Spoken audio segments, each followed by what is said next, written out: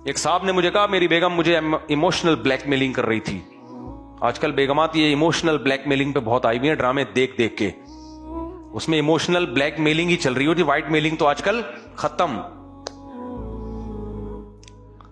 تو وہ کہہ رہے مجھے کہنے لگی کہ اگر آپ نے یوں کیا تو پھر میں یہ کر لوں گی اور میں یہ کر لوں گی. میں نے کہا بیگم سے بولو کہ فی الحال ایڈوانس میں کر لو آپ کائنڈلی, کیونکہ اس طرح کی بلیک میلنگ میں اگر بندہ آ گیا نا وہ کسی کام کا نہیں رہتا.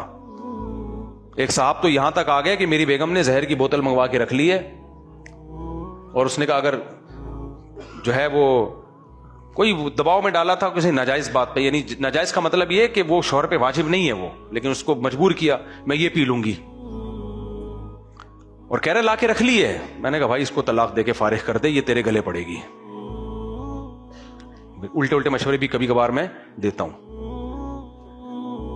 میں نے کہا زہر پی لے گی اور بلی تیرے اوپر آ جائے گی, کیونکہ ایسی عورت رکھنے کے قابل نہیں ہے جو خودکشی کی دھمکیاں دے رہی ہو, یا مرد بھی خودکشی کی دھمکیاں دے رہا ہو, نکال لو بھائی اس سے پتلی گلی سے, مر جائے گا تمہارے گلے پڑے گا. ایک تو ہوتا ہے نا بات بات میں ویسے ہی ڈائلگ بولنا, یہ بھی نہیں بولو, لیکن ایک ہے آپ کو لگے کہ یہ سیریس ہو رہا ہے, پہلی فرصت میں کیا کرو بھائی.